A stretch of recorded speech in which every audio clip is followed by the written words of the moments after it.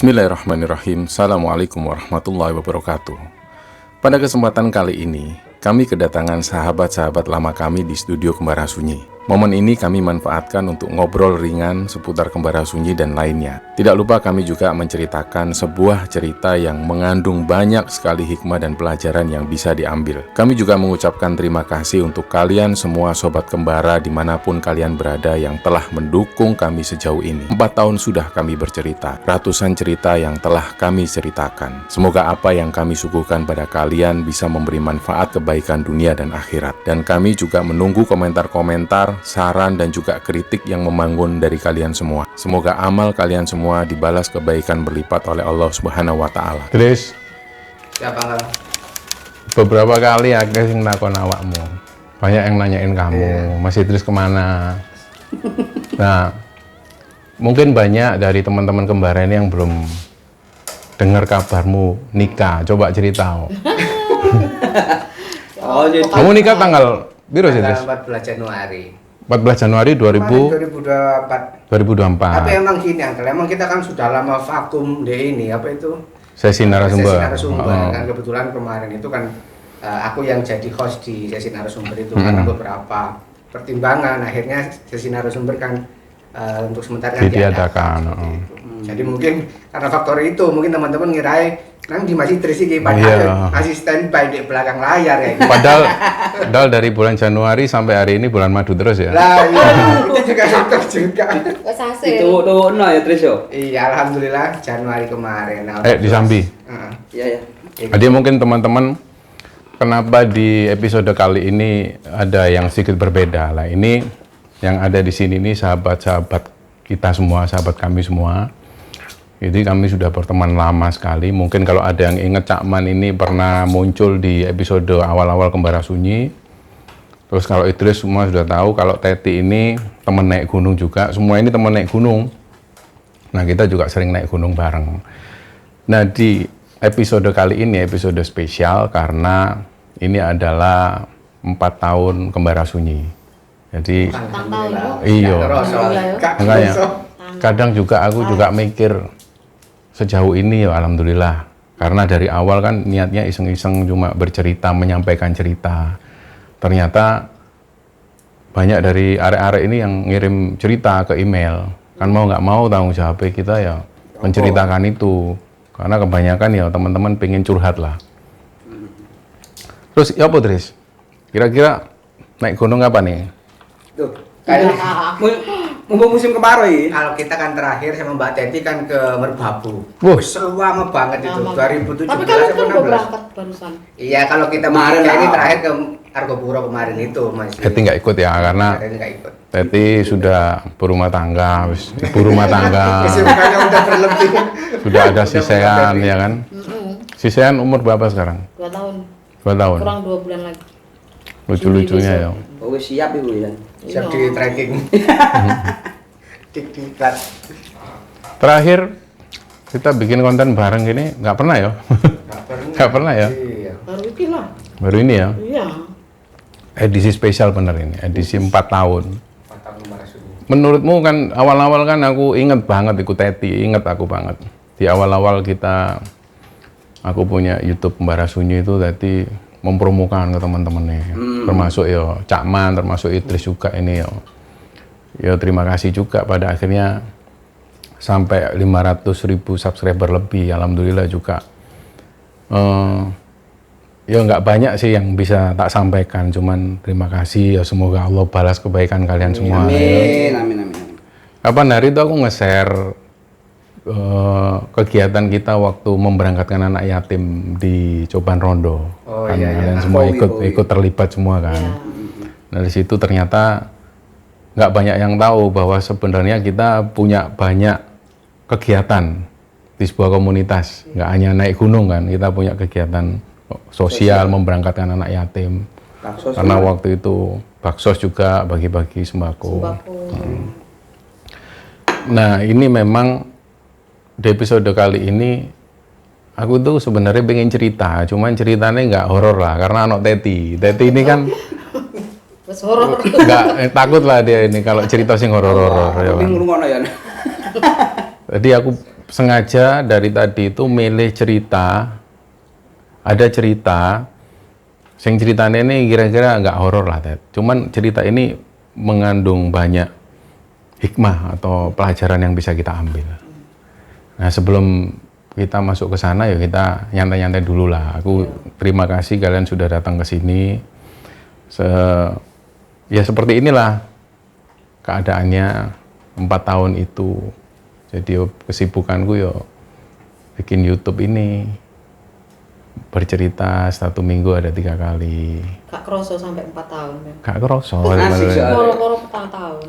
Iya. Terus kamu tadi katanya apa, Dad? Pertanyaan kamu yo nonton juga berarti lihat komen-komen subscriber gitu. Kayak mau sing disampaikan Idris terus aku yang nonton. Saiki kena opo kok gak ono iki Ndul, narasumber. Sesi narasumber. Sampai vakum kan. Iya. Terus juga gak tampil. Jadi sebenarnya itu Tak namanya kok. Mesti munculkan lagi. gini, awal-awal Kembara Sunyi itu kan memang aku tuh cerita pengalamanku, Ted. Iya. Naik gunung, Dari kamu kan awal ngerti kamu. kan. Ya teman-teman ngerti lah, sering aku kan cerita horor itu. Terus akhirnya menceritakan cerita pengalamanku horor di gunung, di kampus, dan lain sebagainya, dan lain sebagainya.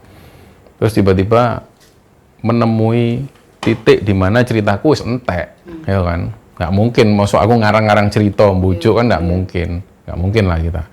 Akhirnya muncul ide, Dris, kita bikin Idris ya apa nggawe sesi narsumae kayak youtuber yang lain. Akhirnya Idris mulai bergerak kan. Ternyata perjalanannya ya banyak menemui kendala juga Idris, terutama kesusahan juga narik narasumber. Dan ada juga narasumber itu yang dia ceritanya bagus nih misalnya. Terus dia jadi narasumber, eksekusinya atau ceritanya dia tidak bisa menyampaikan cerita dengan baik mungkin. Di satu sisi lain ada yang ceritanya ini bagus tapi dia memilih untuk tidak jadi narasumber. Lebih baik Mas Itang aja lah yang cerita. Banyaknya itu seperti itu. Padahal kita sudah nawari cerita aja Mas. Kita juga ada sesi narasumber tapi mereka lebih pengennya Mas Itang aja yang cerita. Selain soalnya itu. gak cerita. Terbawa ya kita. Ya selain itu cerita di Kembara Sunyi kan gini ya. Contoh kecil aja. Banyak yang cerita tentang santet. Misalnya wis ngeri lah pokoknya membaca cerita arek-arek itu. Ada yang bahkan misalnya yang nyantet ini mesti orang-orang dekat. Nah, mereka ini nggak mau kalau misalnya pas aku jadi narasumber Mas, ya pasti ngerti lah semua orang, dulur-dulurku ngerti kabeh. Jadi lebih baik Mas Itang aja dengan pakai nama samaran. Jadi kan di situ narasumber aman, tapi cerita bisa tersampaikan. Teman-teman yang nonton iso ambil hikmahnya seperti itu. Yo umumnya banyak yang ngomong gitu, arek-arek enak Mas Itang aja ceritanya lebih bisa mendalami apa ya, aku nggak ngerti lah. Sebenarnya kalau awakmu ngomong sering baca komen, aku ya sering baca komen sebenarnya. Komen itu sampai hari ini insya Allah tak baca terus dibales juga. Idris lo ngerti juga. Komen itu dari awal kami konsisten, komentar-komentar itu kita baca. Karena kita memposisikan sebagai penonton juga. Ya apa kan ketika jadi penonton, terus kamu komen, terus kamu nggak direken atau nggak dibales kan ya kasihan, ya kan? Ya itulah. Idris, Ya. diet aja apa ya? Aman enggak. Ora terus biasa. Saiki jarang arek-arek nom-nomen mangan ngene iki. Kalau pendeman nih Iya. Iki lho apik kayak wong meteng iki. Iki yo kacang iki temen apik iki. mengandung apa? Mengandung apa istilahnya? Nutrisi. Kayak lancar nasi ku lho, yo. Sing meteng-meteng nom kok mangan ngene aneh. Bojoku pas meteng. Iya. Wis meteng, Tris. Wes alhamdulillah. Pirang bulan? 5 bulanan.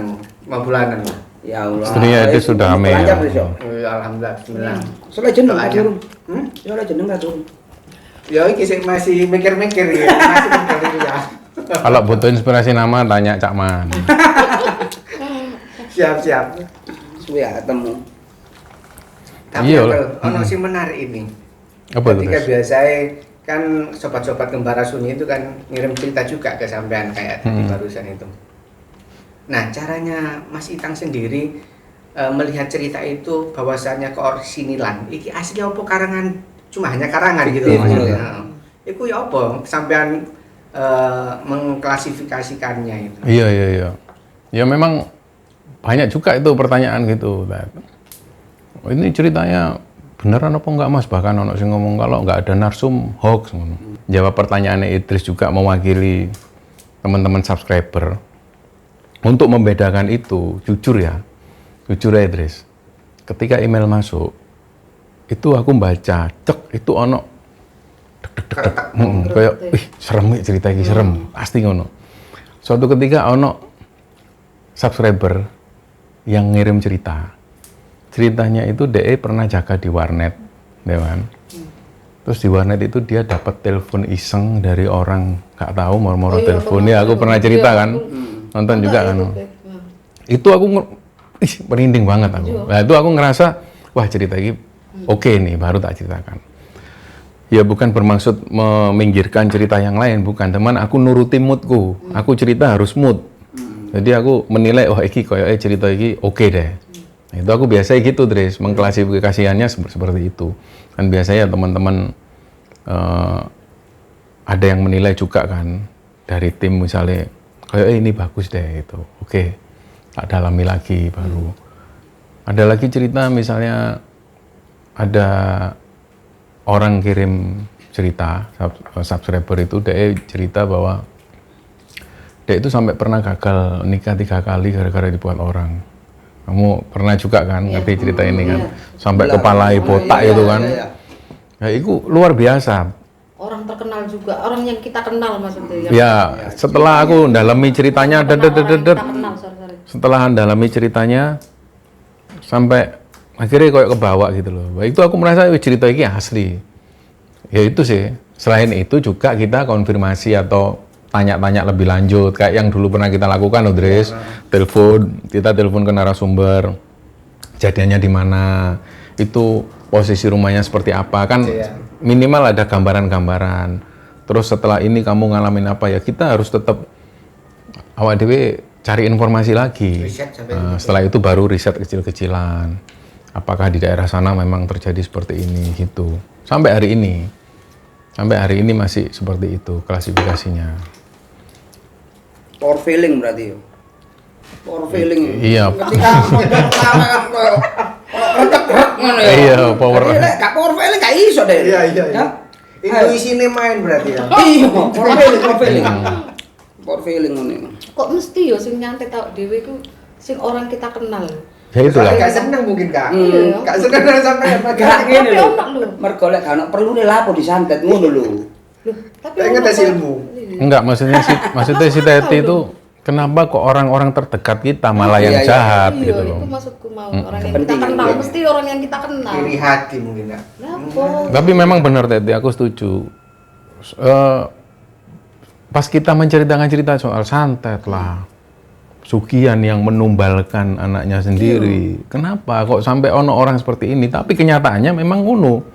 Kenyataannya memang yang terjadi gitu kan. Berita-berita yang beredar di medsos, di bahkan menumbalkan anaknya sendiri, nyongkel mata yang di mana itu kan. Ya apa ya kita bisa Tahu nggak awakmu ini? Istilahnya mari nyeritakno ngono apa istilahnya? Ono kejadian-kejadian sing nggak jelas ngono moro-moro. ya sering. Sering. Lu cek tas ulo iku. Iya. Iya. Baru-baru iki kok ono kobra. Ular kobra. Loh, bisa lho kon. Aku sampai aneh, tadi aneh, kobra itu aneh. Sangat. Nggak ngerti ono. Video. Mari cerita apa ya? Menceritakan apa gak jelas pokoknya. Maghrib, Gede. lumayan. Ini Mbak. Jadi pas masjid iki wis sholat. Wis 5 menit lagi maghrib lah pokoknya. Oh iya. Nah terus Langit merah. nang ngarepe ono kucing loro kan. Ono loro kucing, terus aku metu kan. Kucingnya biasanya kok kalau awak dhewe kate metu, kucing iku mesti melayu karena duduk kucingku, kucingnya tonggo kan. Duh, kok kucing iki nang kene kok gak melayu dek ono aku. Gak suwe sijine melayu, tinggal siji. Ada siji. Nah, kucing siji iki dek iku melihat ke satu titik. Lho lapo iki? Fokus. Nah, baru aku noleh lu kobra wis ngene. Ndak sih. Iya wis. Kan ngono kan suarane kobra jalan. Kayaknya udah lunas kon. Terus aku mikir karena sering nonton YouTube kan. YouTube kobra itu wis bahaya banget kan iki. Iya. Wis suasananya tegang wis. Akhirnya ono tongkate ndaki itu.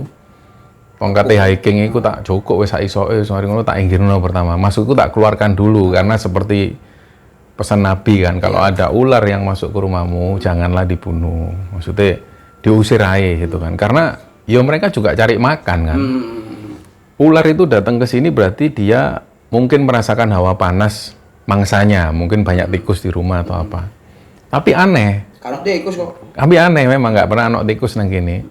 Terus akhirnya tak usir kan ular ini. Ternyata dia nantang, koyok katanya nyerang. Nah itulah dari situlah akhirnya aku memutuskan untuk mengakhiri hidupnya. Angket no bisa nang. Iya.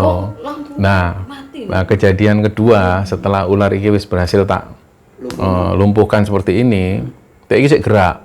Akhirnya mau nggak mau aku ambil Zippo itu tak langsung tak bakar kan. Nah pas Posisinya wis gak gerak deh, wis mati ya. yo sik gerak. Oh. Cuman pas tak bakar iki lho, iku lampuku ngene. Oh iya, Langsung iya, aku langsung kan aku ngomong lala kan. Aku ngomong ke istriku, "Dek, video." Langsung dia ambil HP di video. Karena aneh, lampu itu begitu, lampu padam. Enggak, lampu biasa. Akhirnya setelah tak obong maneh, karena kan si urip deh. Si urip tak obong maneh. Lampu yang ngono maneh. aneh kan. Baru ular ini mati cek Plek. Iya. adzan. Allahu Akbar, Allahu Akbar. Wis. Tapi mati bisa posisi. Mati. Lampu nih. Hah? Normal deh. Lampu ini normal mana ya? Setelah kejadian itu 2 hari kemudian bangkai ular ini sengaja tak taruh di luar gitu loh supaya tak delok apa iki ternyata gak ono kan. Mungkin ya cukup kucing lah mungkin diambil kucing. Tapi setelah kejadian itu ono mana Pak? Kalau jengking Pak. Loh, Iya, 2 kali di sini kalau jengking di tempat sholat, di tempat mau wudu belakang itu. Pas kate wudu, kebetulan aku jam piro ya jam telu. Aku tangi jam telu, ate sholat. Mbak Ulo mau Ya seminggu lah. semingguan. Kalau jengking, set ya wis langsung tak incak ae. Karena waktu itu posisi tangi turu kan, tak incak, wis sholat. Besok di kamar mandi. Ya wis akhirnya ya aku ambek si Lala kan bojoku ya cuman mikir ya kalaupun ada orang niat jahat ya wis kita kembalikan lagi lah. Ya namanya kita juga cerita horor. Aneh-aneh lah cerita-cerita. Seperti itulah. Pas aku nang stasiun ngobrol-ngobrol, cerita-cerita YouTube. Kadang aku kan seneng ndelok YouTube wong mancing. Ya teke ngomong. Karena lagi suka dengerin teman-teman konten-konten misteri. Aku ngomong, kenal Mbak arek Kembara Sunyi ngono. Loh iya aku subscribe-nya loh Mas, aku bener. Sobat Kembara juga tak? Iya. Menapa ngobrol-ngobrol santai waktu nang Jogja katanya. Terus waktu ngopi nang ngene dalan Manyar iku ya ngono, Weterse iku ya ngomong. Apa ono stiker iki lho, stiker Kembara iku. Stiker Kembara Sunyi. Ya kondi. Terus takon ngene arek. Loh, Mas Itang iku sing disampaikan nang cerita-cerita di Kembara itu pengalaman pribadinya atau kiriman lho ya tak jawab aja kan memang wis kon nganu tau ya kiriman dari teman-teman sobat kembara yang lain juga disampaikan enggak mas tapi ketika Mas Itang nggawa cerita itu koyo temenan. lah modelnya Iya. koyo mengalami sendiri. iya sih lho iya tadi gak ngerti ya aku gak ngerti maksudnya apa yang dirasakan dek kan tapi kadang-kadang aku ya ngene lho Pak iso iki ya apa sih kok lah mungkin ono sisi metode lain yang dalam teknik atau apa sing kamu dalami untuk menyampaikan iki sehingga kon bener-bener Mendalami cerita. lah Hayati. Jadi power feeling apa itu? Nek aku dapat cerita ya, aku oleh cerita. Itu mau konsepnya aku kan hafalan, bukan baca. Pernah Mbak tak coba baca. Karena ini ngirim cerita itu sampai sekitar 16 halaman. yo Gak mungkin lah aku cerita, waduh. Oh harus baca deh. Mungkin Idris ya ngerti ya beberapa kali aku baca. Akhirnya kaku. Aku baca itu kaku koyo rasane gak ono gak ono ini, gak ono ikatan sama cerita ini. Iya. Nah, makanya nek aku sih gini sebagai pencerita, aku harus baca dulu lengkap isi cerita, aku memahami untuk cerita yang ada bagian-bagian yang aku gak mudeng. Aku tanya, tak suruh arek-arek tanya ke narasumbernya. Setelah kejadian ini ono opo misalnya. Setelah itu baru aku masuki lebih dalam lagi. Situasinya di sana itu di mana? Oh, di rumahku gak ada aspal mas, jalannya masih gini. Kan iso membayangkan. iya Nah, iya iya tahu aku daerah-daerah ya ketika aku cerita, aku iso berada di sana. Kayak misalnya ono arek tersesat di desa gaib misalnya, kan sering cerita-cerita tersesat di desa gaib itu gambarannya seperti ini mas. Nah aku bersyukur kalau ada arek sing kirim cerita menceritakan secara detail. Detail-detailnya Nah, dapat aku ya. iso tek muncul. Nah, itu mas jalannya itu belum ada batu-batu lah. Muncul batu dek dek dek dek. Terus rumahnya itu dari kayu dan juga bambu muncul dek dek dek dek dek gitu. Sebelah kanannya itu ada sumur tua. Kan muncul imajinasi itu. Akhirnya kebawa di situ. Jadi kayak ya itulah aku sambil membayangkan masuk benar-benar di sana. Ya aku masuk benar-benar di cerita itu ya. Sekarang itu aku senang-senang cerita sing arek ngirim cerita pengalaman naik haji tiba-tiba punya apa ini pengalaman horor lah tiba-tiba kayak cerita bapaknya atau apa gitu di tanah suci itu dia mengalami kakinya panas apa. Dulu Pak Deku kan pernah, Pak Deku kan cerita dulu dia di Mekah itu kayak disenggol wong wedok gitu. Dek. Itu pengalaman-pengalaman misteri itu sering. Nah di usia-usia yang seperti ini nih aku kok ngerasa wah ya apa ya kalau kita misalnya aku dikasih kesempatan sama Allah untuk berangkat ke tanah suci melaksanakan haji, amin ya. Amin. Ya kayaknya aku sudah ready, siap lah, apapun yang terjadi kan mesti banyak cerita seperti itu. gak dibales ngono ya Iya, percaya nggak percaya kayak ya perbuatan kita di sini selama kita hidup itu akan dibalas di sana. Entah kita ditunjukkan sesuatu atau apa.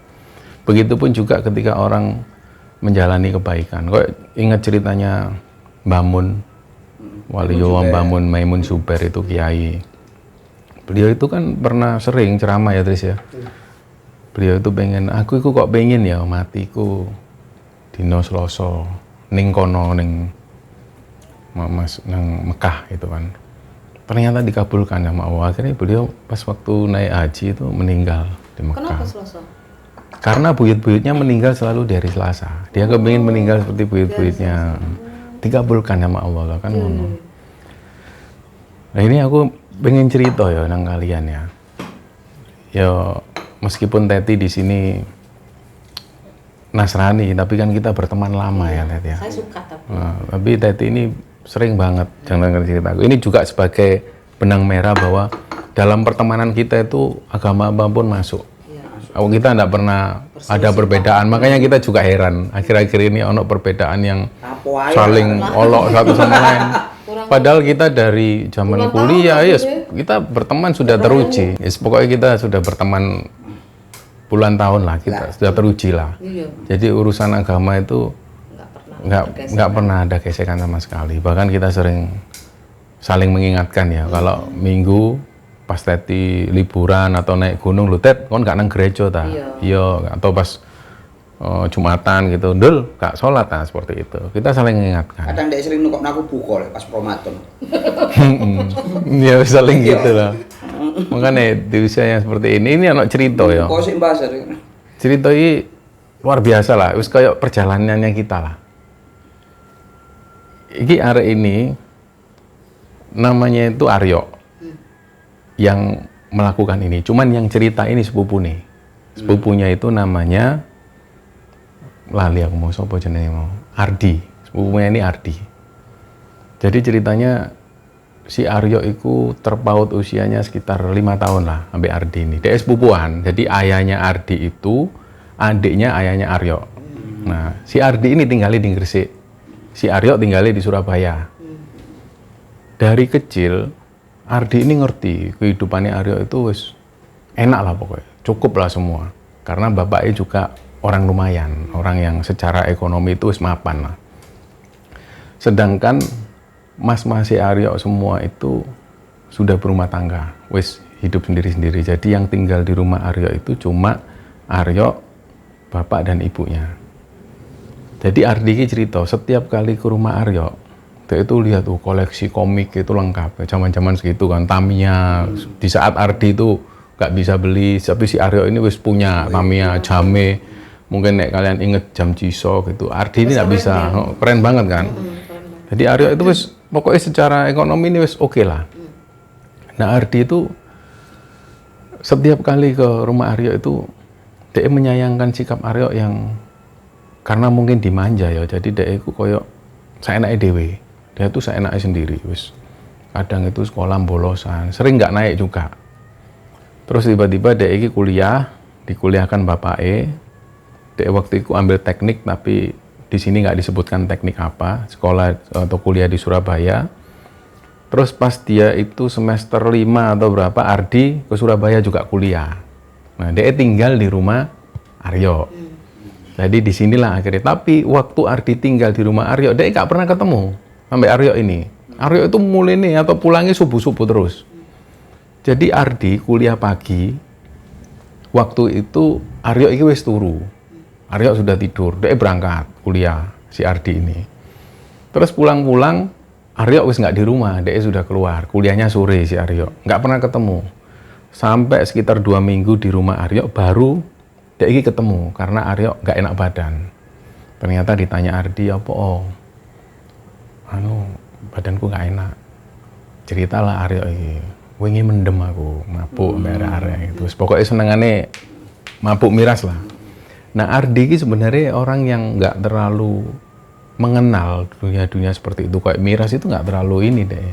Justru karena dia kenal ambe Aryo ini, dekat ambe Aryo, dia tinggal di rumah Aryo. Jadi akhirnya ngikut. Akhirnya boleh kehidupannya Ardi ini ikut-ikutan Aryo. Dikenal loh teman-temannya Aryo.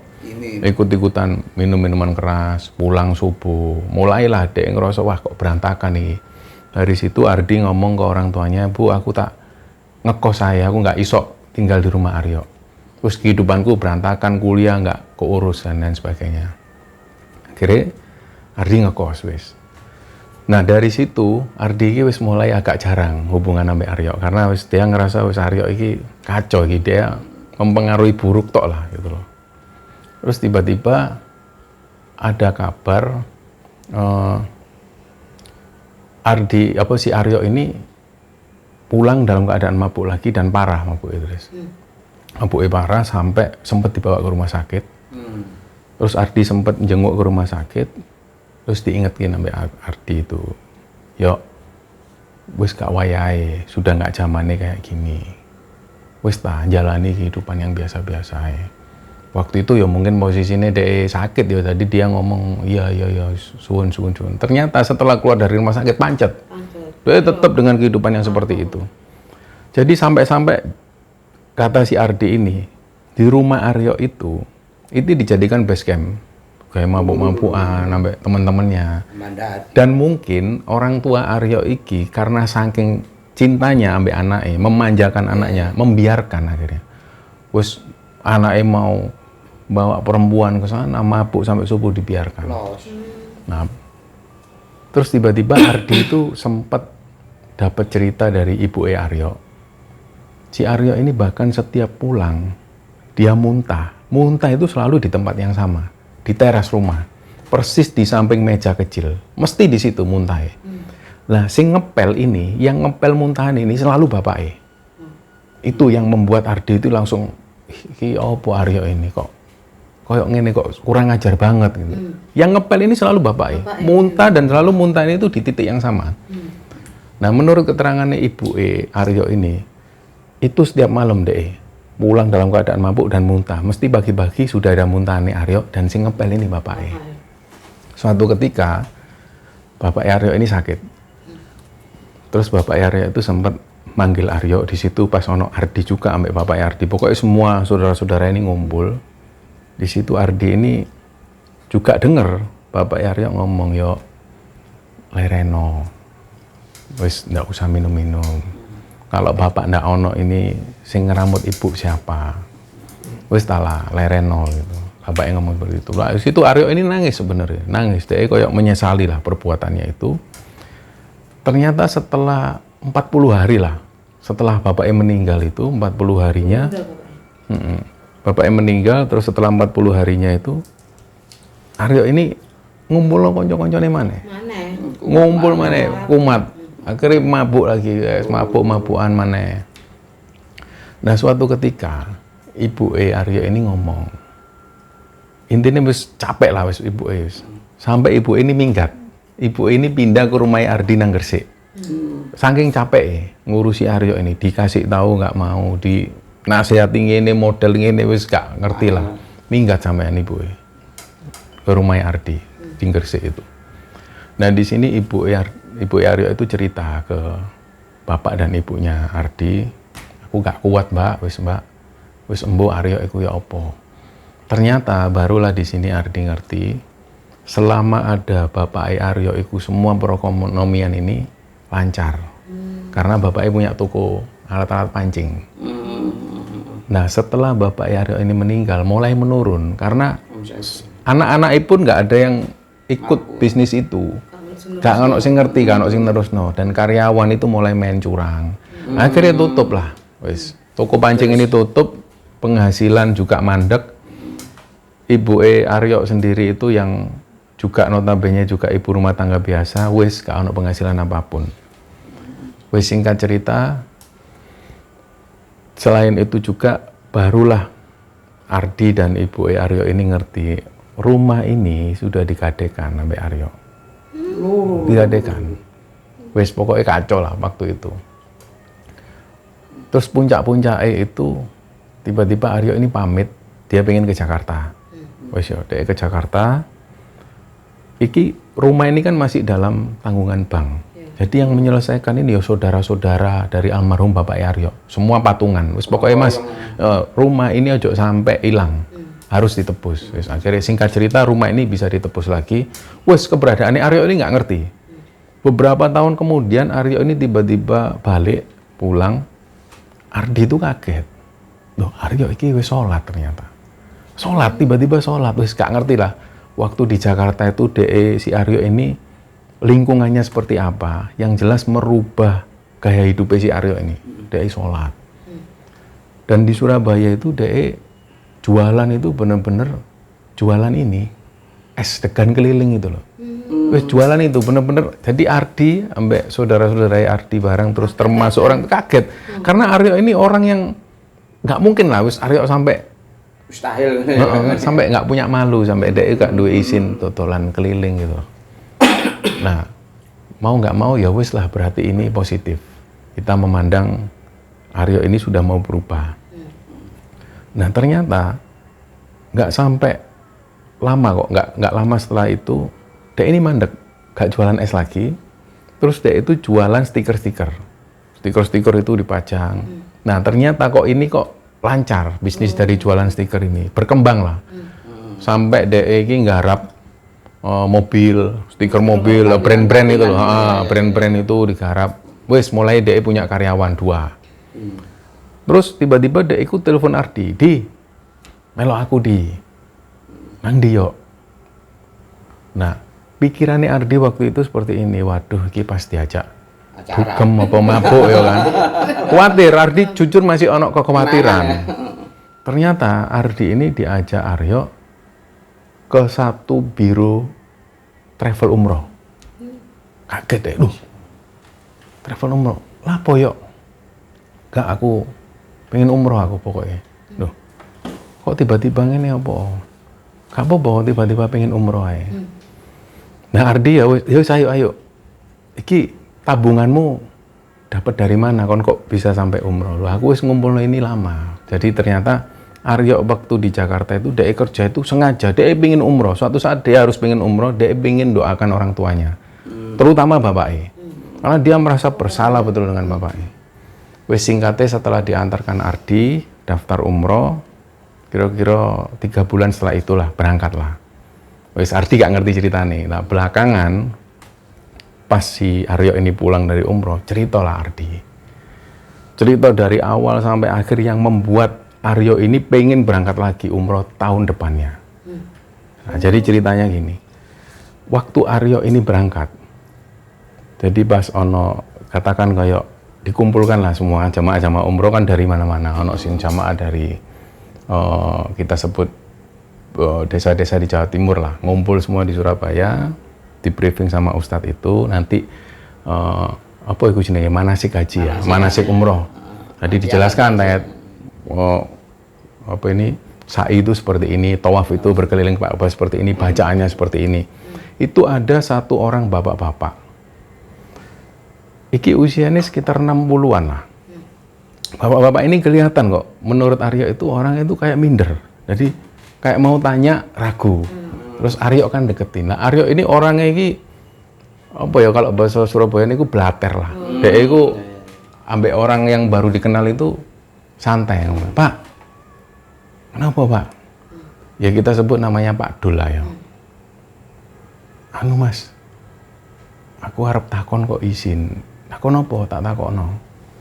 Iku lho Mas. Kok sing gawekno pakaian umroh iki sapa? Aku budal ijen. Ternyata pakaian ihram itu. Pak Dul ini berangkat sendirian umroh. Wis di situ Aryo nggak banyak tanya. Oh iya Pak, nanti gampang Pak, ambek aku Pak. Gue tak takokno ustate. Jadi akhirnya Aryo ini penasaran. Nah, ternyata pas istirahat makan siang itu dicideki. Pak Dul ini nyamperin si Aryo. Mas, Pak monggo Pak, ngobrol lah di sini. Baru di sini ini Aryo tahu bahwa ternyata Pak Dul ini adalah seorang marbot masjid di sebuah desa kecil di Jawa Timur. Beliau itu ceritanya istrinya ini seorang TKW, ya kan. Bertahun-tahun istrinya jadi TKW, tiba-tiba serong dengan laki-laki lain. Terus pengen cerai, pokoknya dia mau cerai. 3 orang anak ini ikut istrinya, ikut keluarga istrinya yang ada di Banyuwangi, ya kan. Dari situ kehidupan Pak Dul ini wis mulai benar-benar sendiri. Terus dia berpikir, wis aku sekarang hidup sendiri Mas. Akhirnya semenjak itu, ya aku jadi musafir, keliling dari desa ke desa sampai dia berhenti di sebuah desa. Di situ ada musola kecil, kayak nggak keurus lah musolanya. Terus Pak Dul berpikir, kayaknya memang aku harus mengabdikan diri di sini untuk Tuhan. Karena aku ngabdi ke sopo lagi, keluarga sudah ndak ada. Terus lah aku di sini. Ya mulai dari mau saya WC, bersihno WC, adan, bahkan ngimami. Dan perlu diketahui bahwa Pak Dul iki sama sekali bukan seorang ustadz. Artinya yo ngaji yo, nggak tete yo biasa. Sama sekali bukan orang yang ahli agama. Ya Pak Dul sering juga diskusi sama orang yang lebih mumpuni soal agama. Intinya Pak Dul ini orang yang biasa-biasa soal agamanya, cuma dia itu tulus ikhlas. Dia kepingin mengabdi, dia pengen nempui lah istilahnya. Aku kepingin membalas semua yang terjadi dengan hidupku ini. Bojoku melayu, anakku juga nggak ono.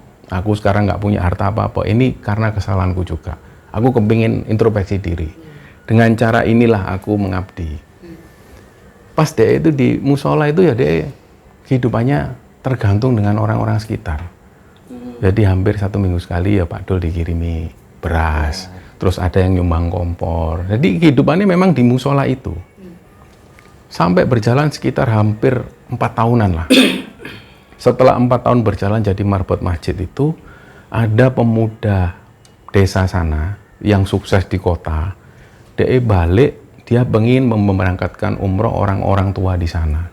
Terus ada usulan dari beberapa orang tua di sana, Mas, ono Pak Dul Mas, marbot masjid.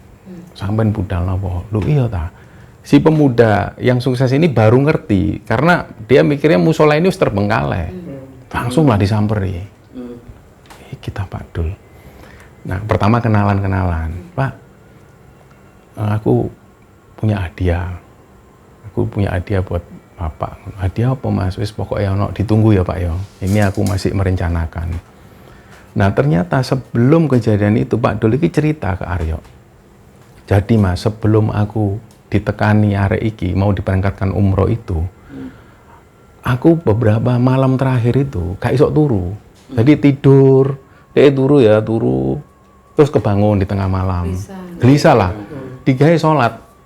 Wes akhirnya tak buat sholat Mas. Buat sholat malam. Setelah sholat malam dia tidur.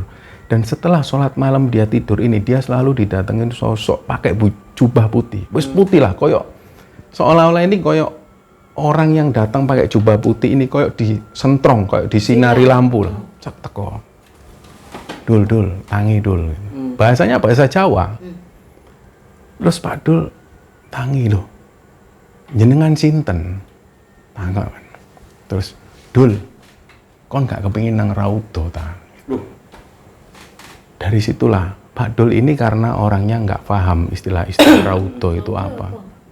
Yang tidak jelas tanya raudo. Dia kita tanya, raudo niku nopo? Wis ayo ketemu aku nang raudo gitu. Ya setelah itu hilang, sosok ini hilang. Keesokan harinya, malam itu Pak Dul gelisah lagi. Dia tidur itu pokoknya gak enak lah, sampai pindah-pindah. Nggak biasanya seperti ini. Akhirnya ya wis lah, dibuat sholat lagi. Sholat mana deh? Sholat malam, terus ketiduran. Sosok ini datang lagi. Sosok ini datang, bangun Pak Dul dengan bahasa Jawa. Ingat ya, ini tampilannya itu pakai jubah, wis perawakannya kok orang Arab lah. Wajahnya nggak kelihatan karena ketok bersinar. Terus bangun Pak Dul, Dul tangi Dul. Ayo Kak Dulin nang raudo ta gitu. Pak Dul ini nggak ngerti istilah raudo itu apa, raudo itu apa. Ya wis lah, nggak dipikirkan. Baru singkatnya dia ketemu pemuda yang desa ini, pemuda desa yang kaya ini, Pak Dul diberangkatkan umroh. Koyok nggak percaya, Mas, aku ini gak paham Mas soal agama Mas. Baca Quran kue nggak teteh. Wes Pak Dul, ini rezeki ini sampean.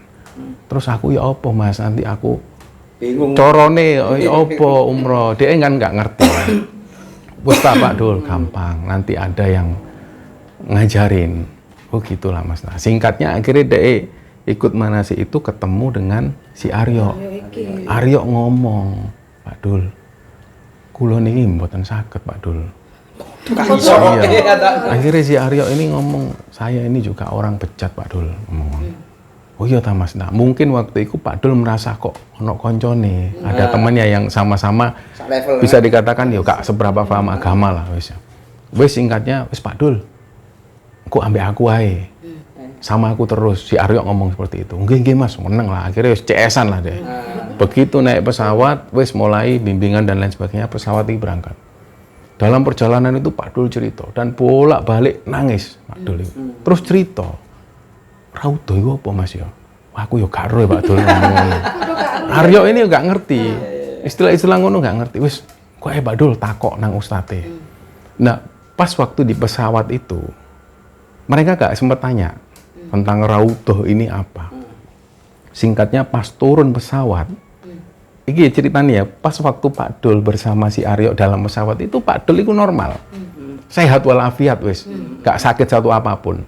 Tiba-tiba pas turun pesawat ini di Saudi, jeleng nginjakkan kaki, Pak Dul itu langsung mual muntah.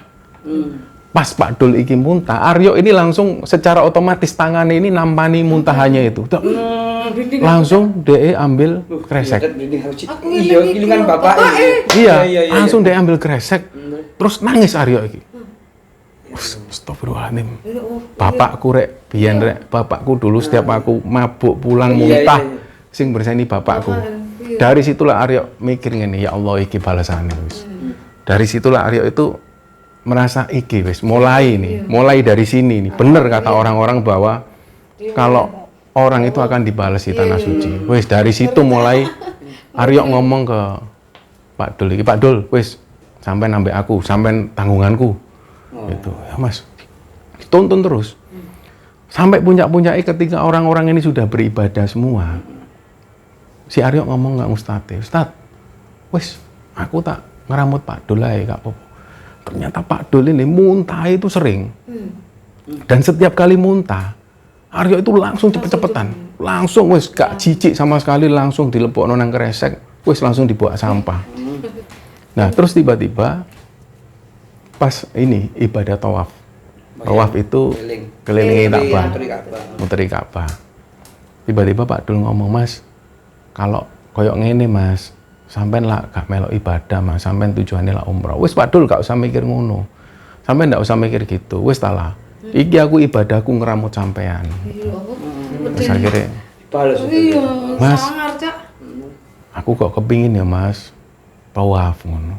Duh, sampean pingin ta Pak Dul? Ya tapi gak iso melaku Mas. Tak gendong.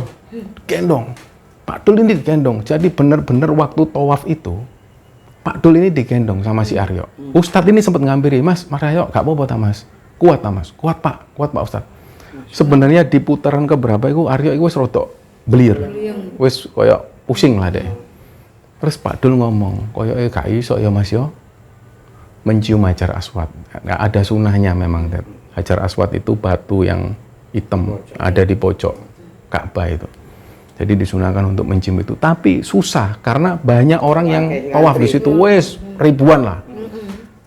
Terus Pak Dul ngomong ngono, Mas, koyo gak mungkin ya Mas yo nyium Hajar Aswad wis gak apa-apa. Pak Dul, koyo jarene ustate lambaikan tangan ke arah Ka'bah. Ya wis Mas. Terus tiba-tiba Aryo iki ngene. Dia tuh ono bisikan gitu. Eman-eman kon nang kene gak mencium. Akhirnya Pak Dul, bismillah yo. Sampean pegangan yang erat. Wis pegangan aku. Ya Mas Aryo. Langsung lah Aryo ini melihat ke titik Hajar Aswad itu. Dia niatkan untuk mencium Hajar Aswad. Nah tiba-tiba ada dua pengawal. Ya koyo polisi seragamnya koyo polisi kerajaan Saudi lah. Terus tiba-tiba sing petugas-petugas ini bikin baru kadang ngono. Minggir, intinya kok bahasa Arab ngono, minggir, disuruh minggir semua. Nah, Aryo ini ya bingung loh. Iya, terus dipinggirno semua pokoknya. Dituntun. Bener-bener jalan ini dibuka. Kayak seolah-olah kalau imam Masjidil Haram, kok imam sudah sekolah terus dibuka. Minyak lah. Terus duduk taman. Mas, sampean sing njaluk ta Mas hari ini Pak Dul? Enggak Mas. Langsung tek berhenti persis di Hajar Aswad. Langsung mereka berdua ini nyium.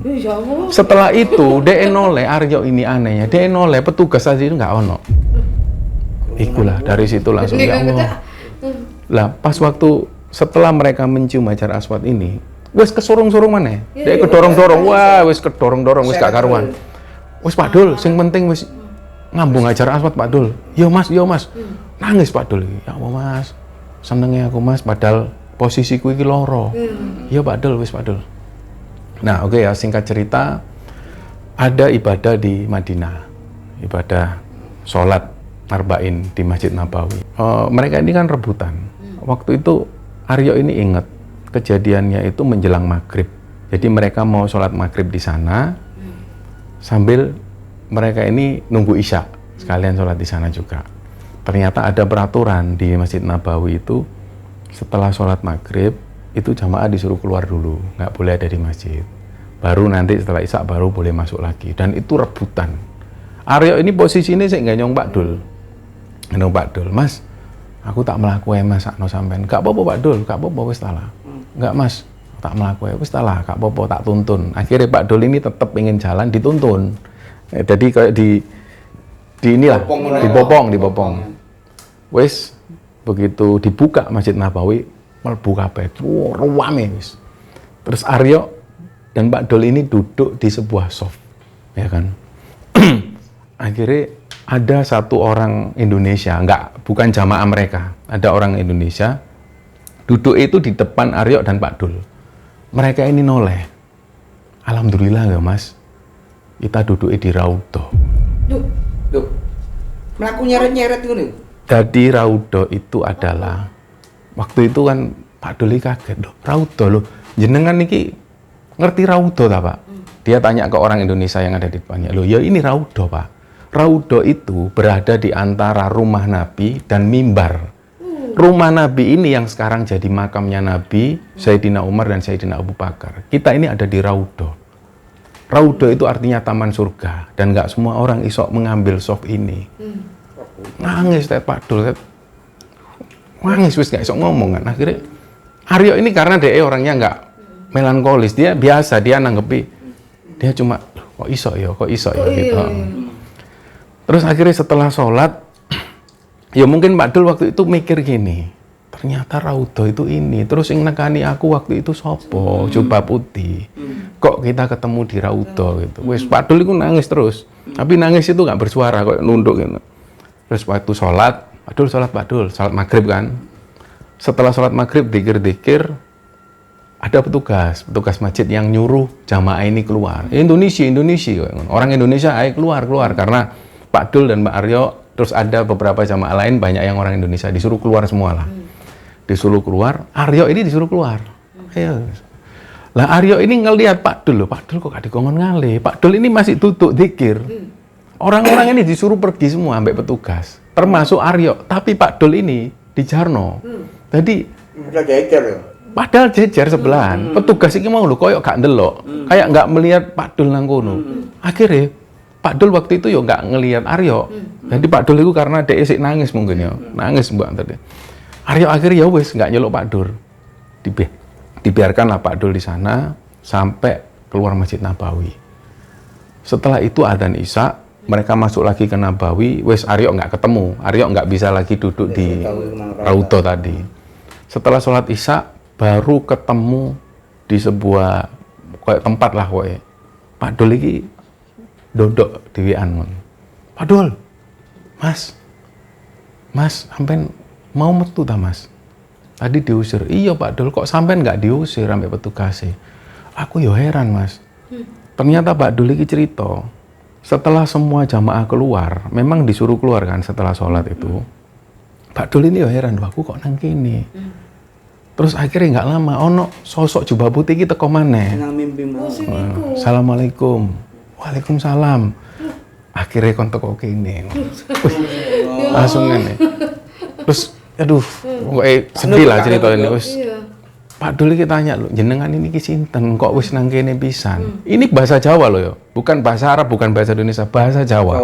Iya, orang yang pakai jubah ini bahasa Jawa.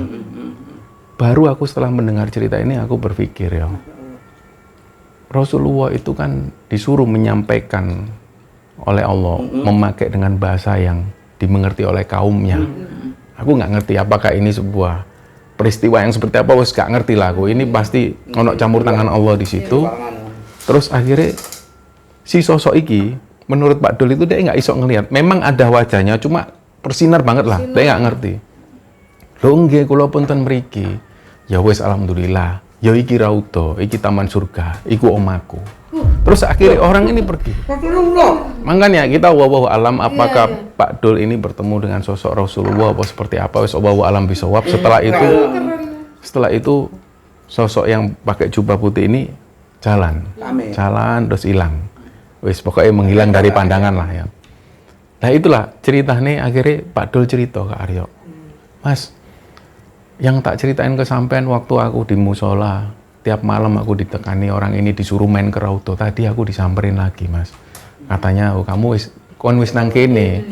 Lah Aryo iku heran loh. Basa Jawa ta Pak Dul?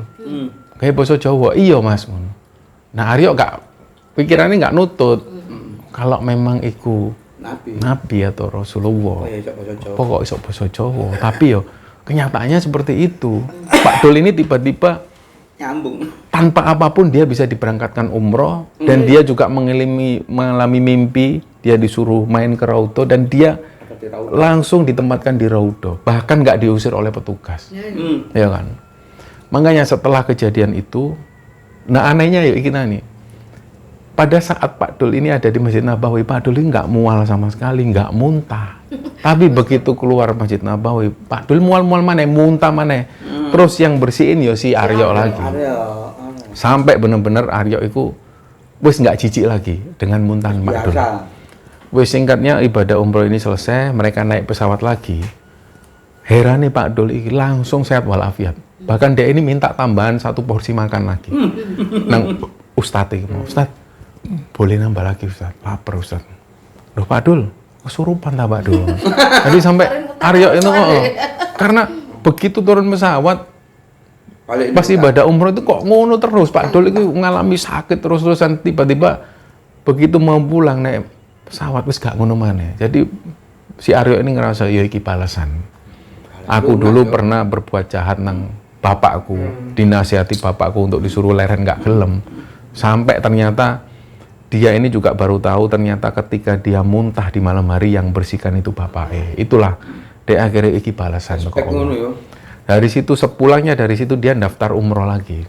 Karena dia pengen ngulangin umroh dengan sempurna. Dia ingin merasakan umroh yang benar-benar nggak ngeramut orang sakit lah dari situ. Nah sempat suatu ketika si Aryo ini ngajak Pak Dul berangkat lagi. Pak Dul dongakno aku ono rezeki. Jadi Aryo sempat main ke musolai Pak Dul. Sempat main lah setelah umroh itu. Pak Dul dongakno aku oleh job gede. Doakan aku punya orderan banyak. Insya Allah sampai tak budalno. Oh enggak Mas. Aku wis cukup Mas. Aku seneng aku Mas meski yo kondisi waktu itu sakit aku seneng. Ya wes Pak Dul, wes ya berjalannya waktu sambil nunggu 1 tahun kemudian, ternyata pas mau berangkat iku Aryo iki tiba-tiba ono dorongan kuat. Pak Dul ini kan nggak punya HP. Pernah wes mau dibelikan Aryo HP, Pak Dul nggak gelem. Pak Dul nggak gelem. Terus Aryo itu kira-kira kurang 1 bulan lah dia mau berangkat umroh lagi. Dia tiba-tiba kok kepikiran Pak Dul ya. Ke Pak Dul lagi ya, main ke Pak Dul. Kaget, dia ini dapat info dari orang-orang di sana, Pak Dul pun sedo Mas, pun dangu. 3 bulan yang lalu paling Mas. Nah, memang Aryo itu waktu itu lagi sibuk-sibuk jadi gak sempet lah dia ini dolin ke rumah Pak Dul, gak sempet. Akhirnya dia tanya loh, makamnya tan pundi? Kadose tan Jawa Tengah buatan Semerap, soalnya ternyata yang nganter itu hanya beberapa orang dari desa menuju ke desanya di Jawa Tengah. Di sana sudah dirawat sama orang-orang desa. Jadi nggak semua orang kampung ini ikut nganter ke makamnya Pak Dul. Ya semenjak dari situ Aryo ini mikir ya Allah banyak pelajaran lah.